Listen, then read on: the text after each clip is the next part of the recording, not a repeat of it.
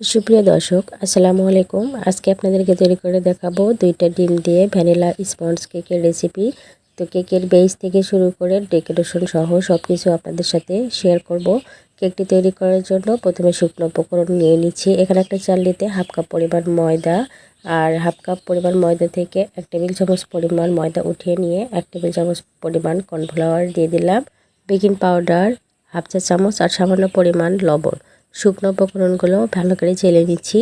তো আমি আরও 2 থেকে 3 বার চেলে নিয়েছি।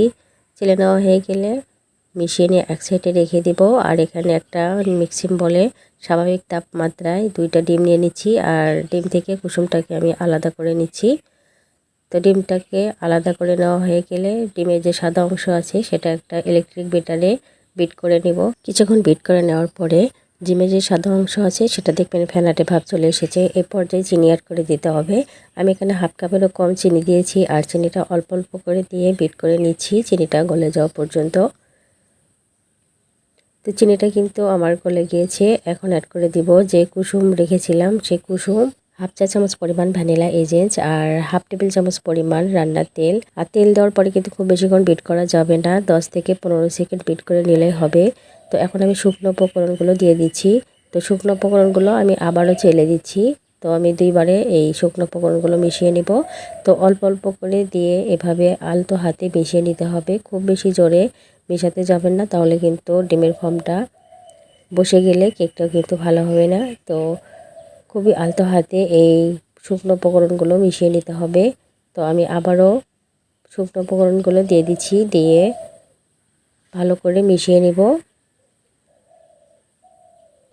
তো শুকনো উপকরণগুলো ভালো করে মিশিয়ে নিয়েছি। আর এখানে 6 ইঞ্চি সাইজের একটা কেক মোল্ড নিয়েছি। আর কেক মোল্ডে আমি ব্যাটারগুলো দিয়ে দিলাম, দিয়ে একটা কাঠি দিয়ে ঘুরিয়ে নিচ্ছি, এতে করে এয়ার বাবলস থাকলে চলে যাবে। হালকা হাতে ট্যাপ করে নিয়েছি। আর বেক করার জন্য আগে থেকে আমি একটা হাঁড়ি 10 মিনিট গরম করে নিয়েছি। কেকের ব্যাটারটা দিয়ে ঢাকনা দিয়ে ঢেকে আমি 30 মিনিটের মতো বেক করে নিয়েছি।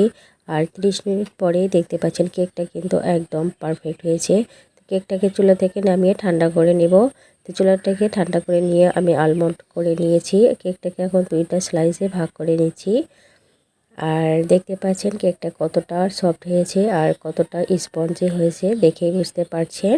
তো এখন ক্রিম বিট করে নেব। এখানে 2/3 কাপ পরিমাণ ক্রিম নিয়েছি। ক্রিমটা অবশ্যই ঠান্ডা হতে হবে।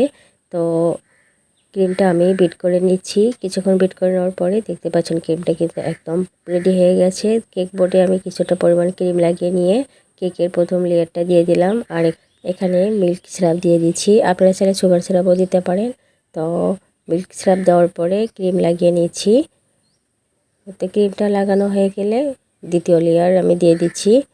তো দ্বিতীয় লেয়ার দেওয়ার পরেও মিল্ক সিরাপ দিয়ে দিচ্ছি, দিয়ে সামান্য পরিমাণ ক্রিম নিয়ে ওপরে ক্রাম কোট করে নর্মাল ফ্রিজে রেখে দিব 20 মিনিটের জন্য। তো 20 মিনিট পর একটা পাইপিং ব্যাগে ক্রিম ভরিয়ে কেকের চারপাশে দিয়ে দিচ্ছি। তো কেকের চারপাশ হয়ে গেলে মাঝখানেও আমি ক্রিম দিয়ে দিলাম। তো এখন একটা ব্রেড কাটার দিয়ে ক্রিমটাকে ফিনিশিং করে নেব। আর এভাবে ব্রেড কাটার দিয়ে খুব সহজেই কিন্তু ফিনিশিং নিয়ে আসা যায়।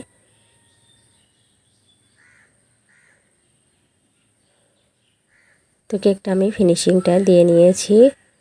তো এখন কেকটা ডেকোরেশন করে নেব। তো আমি আমার পছন্দ মতো ডেকোরেশনটা করে নিচ্ছি। খুবই সিম্পল, খুবই সহজ। আপনারা আপনাদের পছন্দ মতো ডেকোরেশনটা করে নিতে পারেন।